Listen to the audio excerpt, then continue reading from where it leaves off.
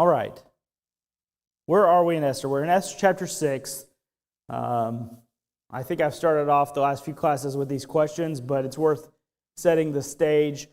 Who is Ahasuerus or Xerxes? What kind of person is he? Awful.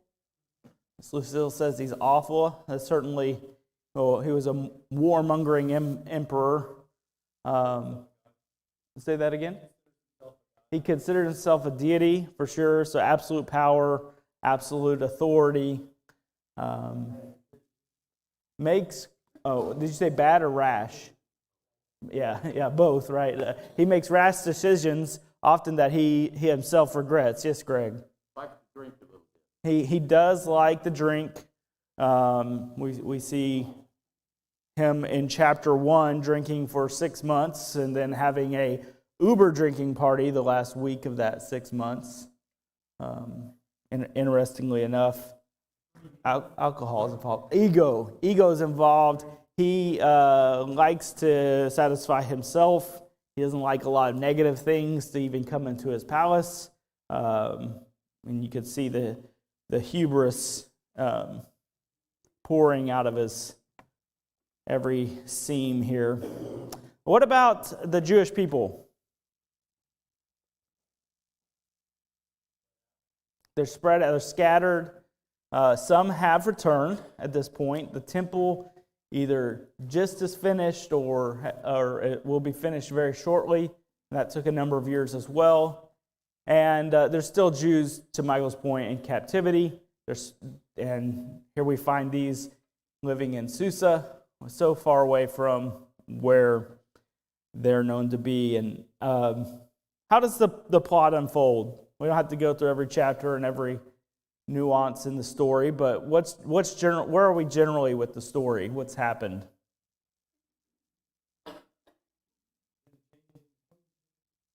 Yeah, Esther had a queen. Ahasuerus had a queen, and he put her away. The comment over here, Mike? Well, and Mordecai has decided that he's just going to kill all the Jews because Haman doesn't salute him as he walks by. Or I'm sorry.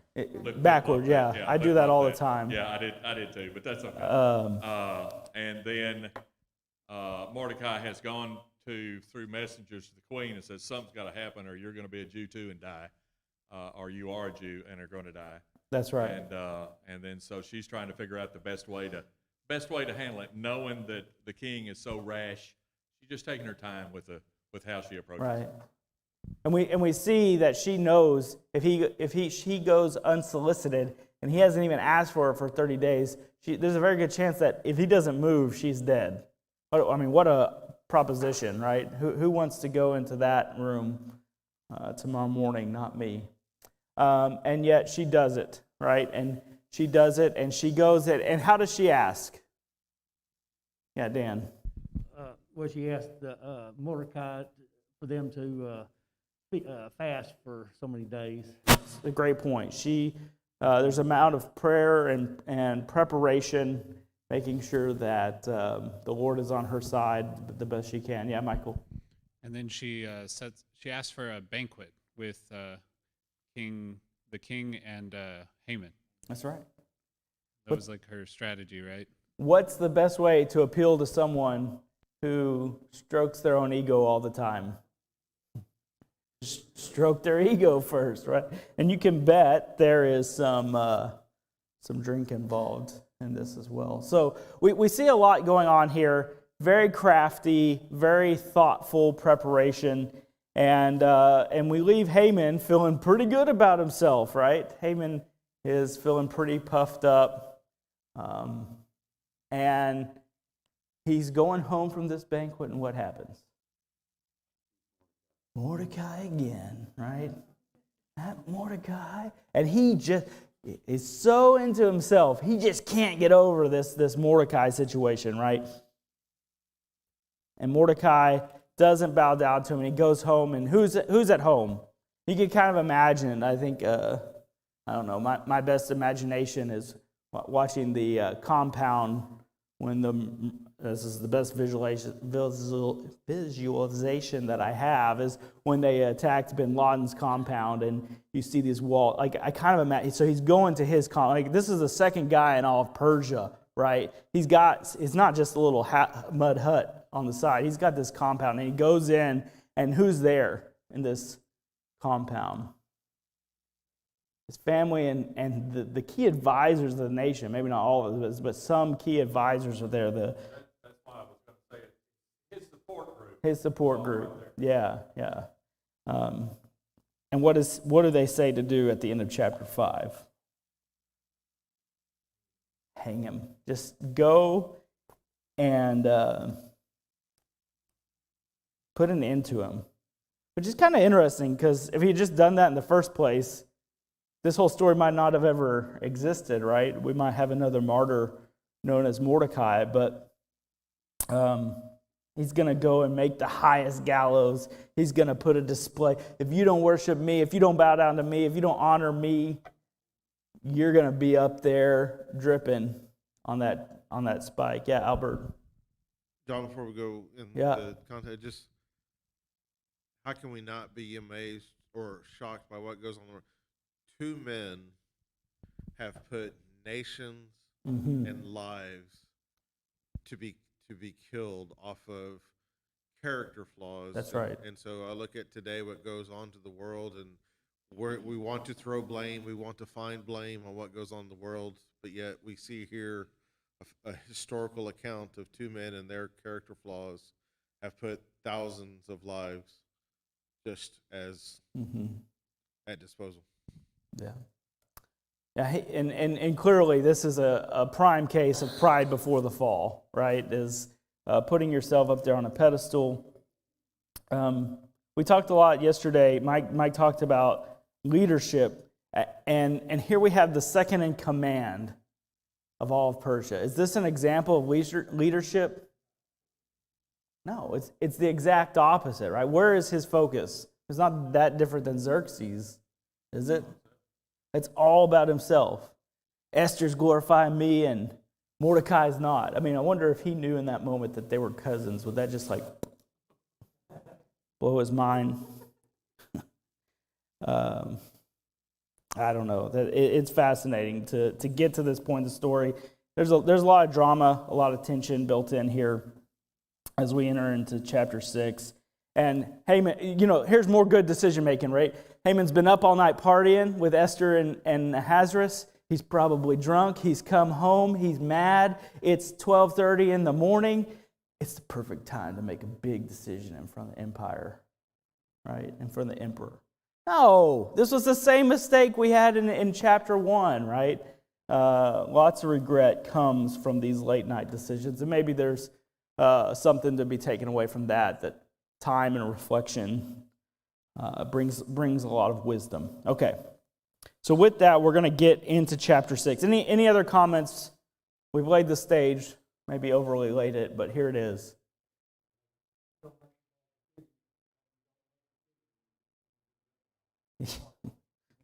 Maybe don't be drinking all night, but no, nothing good can come of this. And so much so that he gets up out of his house in the middle of the night still, and he's on his way to talk to the king. So let's read the first 5 verses here. That night, the king could not sleep. So one was commanded to bring the book of records of the Chronicles, and they were read before the king. And it was found written that Mordecai had told of Bigthana and Teresh, 2 of the king's eunuchs, the doorkeepers who had sought to lay hands on King Ahasuerus. Then the king said, "What honor or dignity has been bestowed on Mordecai for this?" And the king's servant who attended him said, "Nothing has been done for him." So the king said, "Who is in the court?" Now Haman just entered the outer court of the king's palace and to suggest to the king that Mordecai be placed on the gallows that he had prepared for him. The king's servant said to him, "Haman is there, standing in the court." And the king said, "Let him come in." So we start off, and the king has a little bit of what? Insomnia, right? And it's interesting. The writers of the Septuagint make it very clear, and this is where we start to see the providence is the providence of God. Sorry, I always have to say.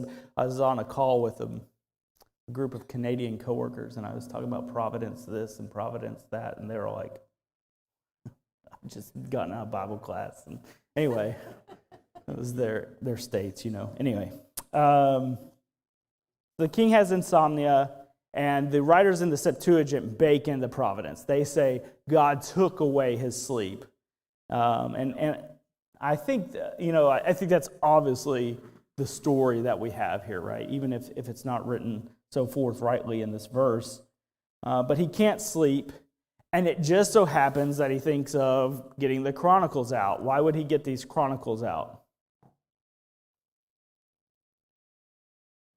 Because unless you're Jordan Holland, listening to a bunch of history about yourself or someone else, I've just made a history joke, not himself, will put about anyone to sleep at 1 a.m., right? You start reading to me about some commanders of the Civil War or something at 1 a.m., and I'll be out. And I think that's what Ahasuerus was going for here. And have we seen these Chronicles before in the story?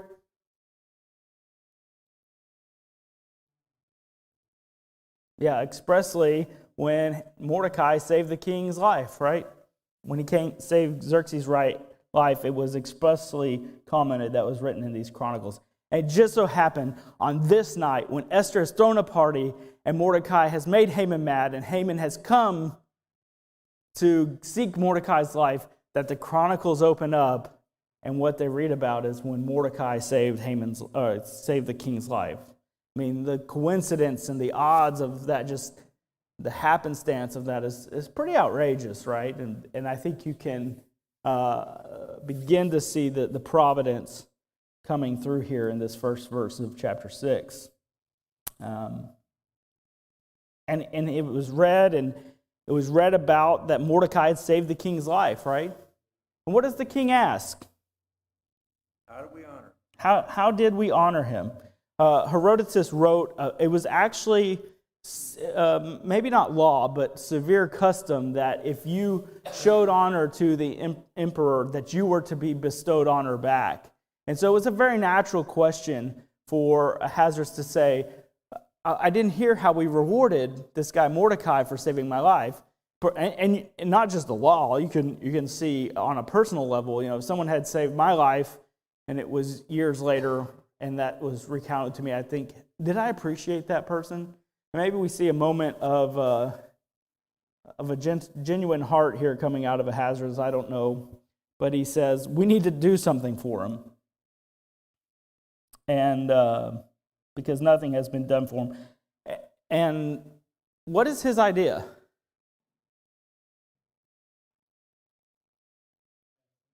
Ask somebody else, right? He doesn't even have an idea. Someone saved your life and you can't even come up with an idea.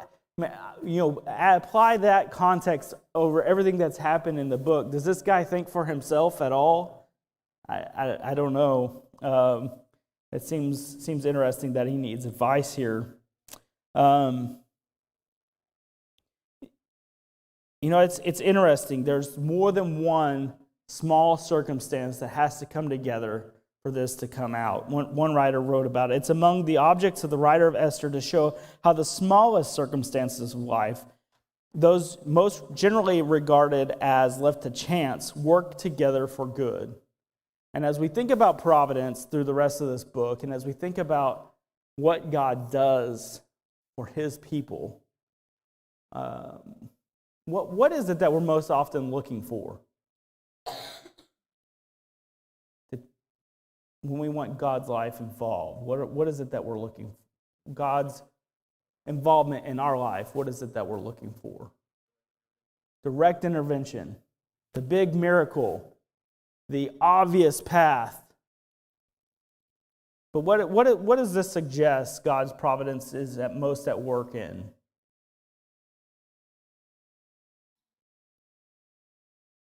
The small circumstances, is that right? Yeah, I think Certainly the bigger things are possible, but what story does this remind you of in the New Testament?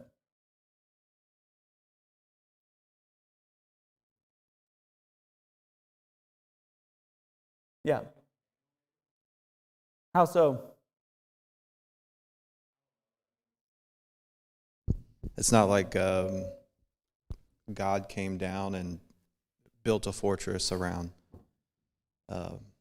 them inside of the furnace, and you could visibly see this protection or this plan working out. I mean, it's all metaphysical, for lack of a better term. It's intangible. We can't see it, but it's right there on the tip of your tongue. It's in the back of your mind, and it's an influence in a way to subtly influencing people to make decisions for God's purpose and God's plan. Mm-hmm. Yeah. Justin? Reminds me of the story of Jesus and the way that he was betrayed, the way that he was crucified. And you look at all the prophecies throughout the Old Testament and all the little things that happened that were mentioned beforehand. You know, the way that he died, the casting lots for his garments, the way that he was betrayed. You know, all these little details that, you know, you can gloss over when you're going through the Old Testament, which so many of the first century Jews had done. Yeah. But then when you go back and look at it, and it all kind of starts to piece together, and you see all the intricate details that were laid out before time, and God's hand moving through the people of that time to see all this to play out the way that it did. Yeah.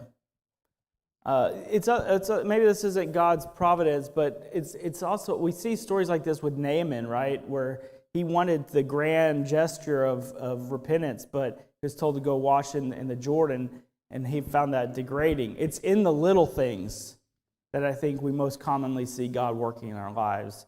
And we don't take anything away from these verses. I think Justin's right, is we always want to find God in the big, momentous occasions, but he's also there working in the day-to-day tweaks that happen in our life. Yeah, Mike? Also, even looking at our own lives, I don't think that all of us have had an instance to where really providence of God entering in is not something you see right then. You look back on what has happened and how it unfolded, what it may have brought you into contact with, you know, what work you were able to perform, and it's always that's bringing it forward. Oh, okay, that's got to have been the providence of God that's done this. So it's all, even in our lives, it's looking after the fact, looking back at what happened and went, that's why it happened. Yeah, that's a great comment. It's that tapestry thought where as it's being woven, you might not see the picture, but that color change, that slight little thing that happens over and over and over comes together for this great picture of God's deliverance and salvation. Any other thoughts about that? Dustin? So I think the point that you're making about God is not always in the big events is perfectly lined out in 1 Kings 19. Elijah just got through this battle on Mount Carmel with all the prophets of Baal, and he goes up on the mountain by himself, and there's a fire and an earthquake, and God is not in either one of those things. He's in the whisper. So I think that's a perfect illustration of exactly what you're saying, that God is not always in these massive, huge events. Sometimes he's in the finer details, and it takes being quiet and listening to really get the point. Yeah. To be clear, God can be in the big things. God can speak the world into existence and has the power to do anything with his creation that he wants. But I think it's worth taking a moment and recognizing his working in the little things as well. All right, so we see this indecision on the part of the king. He needs to find a way to reward Mordecai. And so who does he call on? Can you just imagine Haman? I mean, he's maybe still drunk. He's pacing in this court. He's getting ready. He may be thinking he's about to have to walk in and wait for the scepter. He may be having to make the same decision that Esther did. Although he has a lot more hubris, he might have had more confidence than Esther had in the beginning. And nonetheless, here he is pacing in the court, but which, by the way, there's enough language written here that is very descriptive about the king's chambers and where he would have been sleeping and reading and things of this nature. This all makes sense. And there was this outer court, and then there was a door, and you stayed along the outer side until you were summoned or ready to go in. And so, anyway, it's interesting that this all works out with. Well, from verse 6, Mm-hmm. it's pretty clear that Haman heard what was going on. It wasn't just like he was out by himself. He heard this discussion is taking place, and he's sitting there thinking to himself, got to be talking about me. So what good things can I bestow when it talks about whom would the king delight to honor more than me? I mean, he's obviously hearing these things from what I'm gathering, and thinks, well, he's got to be talking about me. What greatness is he going to be able to do? Yeah. So let's go ahead and read 6 through 9 here. So Haman came in, where Mike was mentioning. Haman came in, and the king asked him, "What shall be done for the man whom the king delights to honor?" Now Haman thought in his heart, "Whom would the king like to delight to honor more than me?" I mean, this whole day has been about him and the king, right? And Haman answered the king, "For the man whom the king delights to honor, let a royal robe." Let a royal robe be brought, which the king has worn, and let a horse on which the king has ridden, which has the royal crest placed on it, and which has the royal crest placed on its head. Then let his robe and horse be delivered to the hand of the one of the king's most noble princes, that he may array the man whom the king delights to honor. Then parade him around town on horseback through the city square, and proclaim before him, "Thus shall it be done to the man whom the king delights to honor." So Mike's already made the point. He thinks this is about him, right? If there was any question about hubris here, I don't think there is anymore. But we see maybe a level of immodesty here, right? Immodesty can take on a lot of forms. Haman was so vain, it was so much about himself, that when this question was asked of him in the middle of the night with the king after he's being brought in, he can't even fathom that it might be, not even forget Mordecai, about anybody else in the entire kingdom, right? Yeah, do you have a comment, Brian? Well, my hand wasn't raised. Oh. Yeah, I do. I can't help but think of... Doing piano bar, doing mic. I can't help but think of Jesus' words on love, that we are to love our neighbor as ourselves. And ironically, in this instance, Haman's love for himself is so great that he bestowed the highest honor upon somebody he didn't love. That he hated. Yeah, his arch nemesis, if you will. Man, what an abrupt turn, right? Here in the story, Haman's got the favor of the emperor because of these shekels and taking down the whole Jewish nation and being in this party and like that. It's upside down. And to Brian's point, this is absolutely the opposite of how we're instructed to behave. What do we think about his hubris here?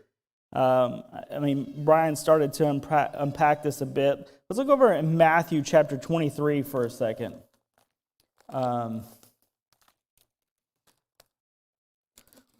Whereas it was really hard to make application at the beginning of this book, it starts to have lots of places where we can tie in and bring these lessons home to our day-to-day life. 23, 1 through 10 here. Then Jesus spoke to the multitudes, to his disciples, saying, "The scribes and Pharisees sit in Moses' seat. Therefore, whatever they tell you to observe, that observe and do, but do not according to their works, for they say and do not do. For they bind heavy burdens, hard to bear, and lay them on men's shoulders, but they themselves will not move them with one of their fingers. But all of their works they do to be seen by men. They make their phylacteries broad and enlarge and the borders of their garments. They love the best places at feast, the best seats in the synagogues, greetings in the marketplaces, and to be called by men, Rabbi, Rabbi. But you do not be called Rabbi, for one is your teacher, the Christ, and you are all brethren. Do not call anyone on your earth Father, for one is your Father, he who is in heaven. And do not be called teachers, for one is your teacher, the Christ. I mean, the middle of this text is basically the Jewish version of Haman, right? They want the acclaim, they want the honor that's coming from everyone else. And in fact, everything they do is to seek out this acclaim and honor. And I think, that's a temptation for all humans, right? We want to be accepted, and that can take to a very monstrous form, in which we see in the Pharisees, in which we see in the likes of, frankly, Xerxes and Haman in this story. Another verse in Romans 12:10, love one another with brotherly affection, outdo one another in showing honor. Can you imagine if Mordecai and Haman were working together? They had this much prowess and this much influence on the nation, what they could have done. This is just the opposite, right? And this is something that we can take to heart from this story, is rather than show honor to ourselves, rather than think about ourselves first, think about everyone else ahead of our own needs in our lives. Any thoughts before we move on? Yes, A.G.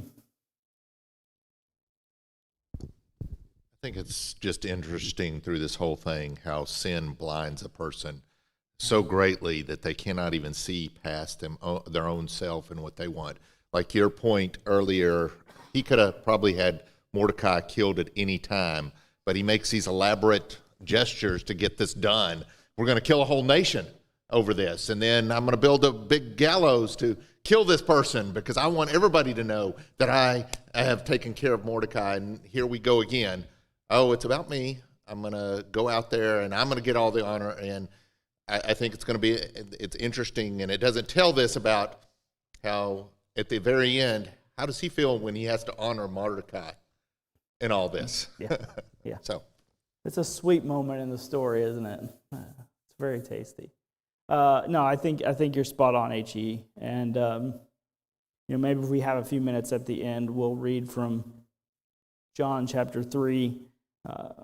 But even John the Baptist, who probably in Christendom deserves some acclaim, closes a paragraph by saying, "He," meaning Christ, "must increase, but I must decrease." And this again is just the opposite instruction of everything we see going on here. And so, what does he ask for? He wants basically for it to be known that I'm the king's little brother, right? I may not be the king, but I got everything else I can touch, I can do.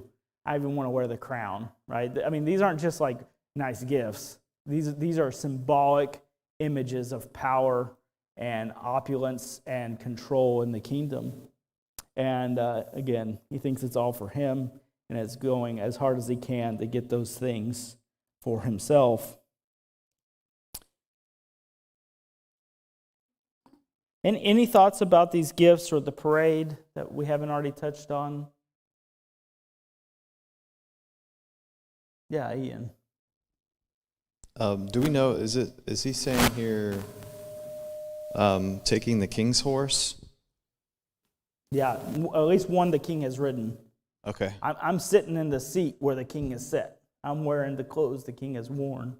Yeah, that would be like, to my knowledge, nobody sits on the king's horse like this. That's his position and his position only. So I keep picturing like the sheriff of Nottingham here, like he's trying to play king and do everything for everybody to think of him as, the highest power, kind of like unbeknownst to Ahasuerus here, like because he's just he's kind of oblivious to what's happening. He's drunk all the time. He's making rash decisions. He's not really connected with what's happening in Persia. It seems he's pretty disconnected. The fact that this guy is clearly seeking to be, he's seeking to have the highest amount of power he can. Yeah. Yeah. Good thoughts there. Okay, let's read verse 10 and 11 here. Then the king said to Haman, "Hurry, take the robe and the horse as you have suggested, and do so for Mordecai, the Jew who sits within the king's gate. Leave nothing undone of all that you have spoken." Let's stop there for a second. Can you imagine the look on his face? I mean, you have to be pretty controlled. This guy doesn't like any negativity in his throne room, right? And you have to keep your poker face. But can you imagine the twisting and uncomfortable change of heart that this guy must be having? Like, maybe a pit in his stomach doesn't explain it. I mean, again, what a tasty change of events here. Yeah, Mike. In today's world, we can see him sitting there saying, "Are you kidding me?" That's right. So even though I may not show it, those words will indicate real quick what my thought process is. That's right. Are you kidding me? This had to be a scene here, and he probably had to say, "As you wish, Your Highness, Your Excellence." Oh man, this is a rich part. Verse 11. So Haman took the robe and the horse, arrayed Mordecai. He had to put it on himself, right? He arrayed Mordecai and led him through the city square and proclaimed before him, "Thus shall it be done to the man whom the king delights to honor." Again, just more of this humiliation, right? Let's look back in chapter 5 real quick. What was he saying? His wife and all his friends said to him, "Let a gallows be made 50 cubits high." So I know that's high, but he wants to send Mordecai to a very low place and put himself on a high place. And let Mordecai be hanged on it in the morning and go merrily with the king to the banquet. So that was his plan, and the exact opposite has happened, right? In fact, he's had to put Mordecai above himself. And we saw this a little bit in that passage in John 3. But are there any other passages in the New Testament that talk about this? This concept of he wanted to put himself up high and ended up being made low.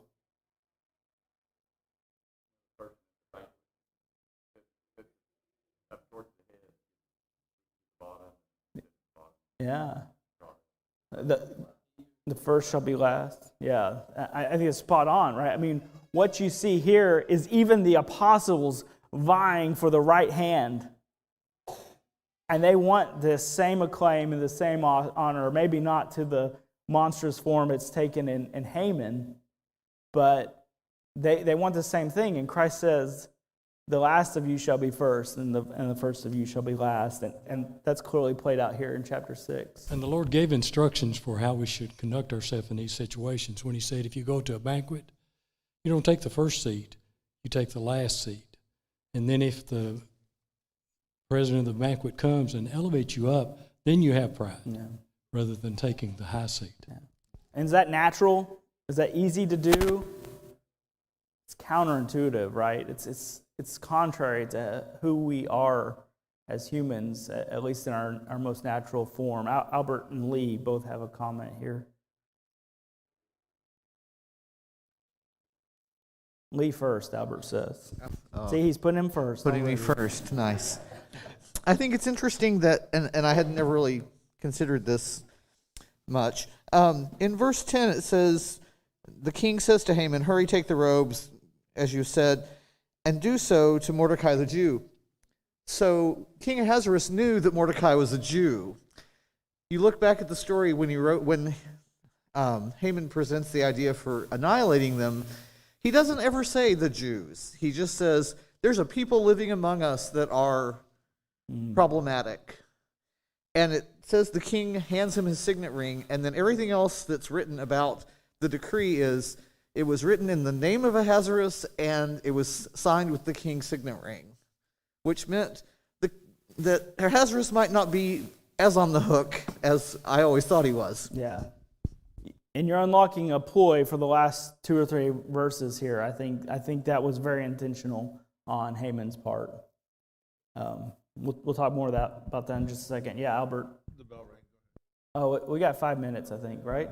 No? So, in talking, you see, and as the subheading in my Bible says, Christ's triumphant entry, he had specific gone and what he wrote in on, and how it was embarrassing to the Jewish people of this time, and that here's our supposed king that everybody is proclaiming from an earthly standpoint, and he's coming in on a donkey, and they wanted him to be on a horse. So just years later, they're still, they had adopted to what was noble and what was great, and to ride in on a great steed would be the proper thing for a king to be riding on, but Christ put himself lower. So as you say that, it strikes me, to do something like that has to be intentional.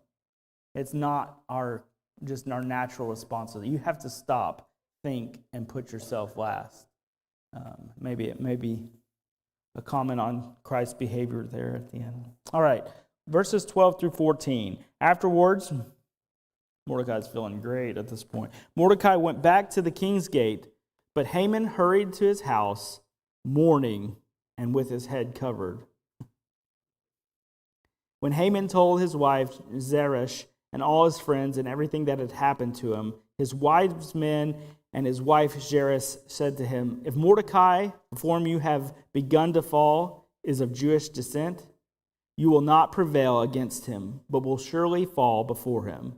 While they were still talking with him, the king's eunuchs came and hastened to bring Haman to the banquet which Esther had prepared.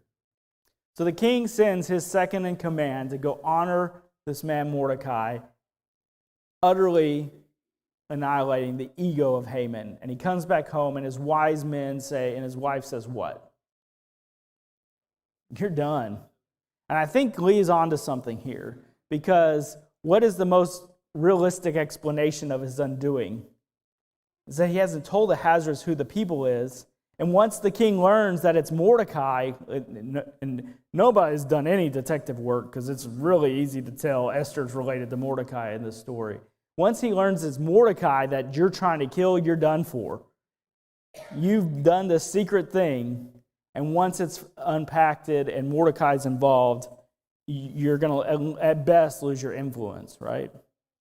And so they kind of, and maybe there's more here. There's some thought that maybe just the gods were not working in Haman's favor at this point, in which they all took a lot of importance from those kinds of signs and those things. And maybe just there's some of that here saying, yeah, the tides have turned and you're not going to recover here. And what a twist in this story, right? And he doesn't even have time to mope and depress. He gets this terrible, these people probably fed him what he wanted to hear most of the time. And then he finally gets this terrible news from them. And what happens?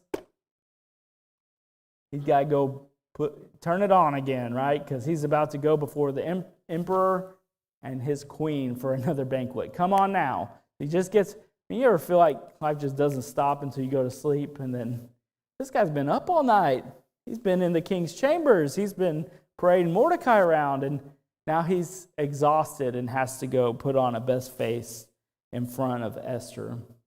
And I mean, with someone like Haman in your way, is there a better state to catch this guy in to overcome him?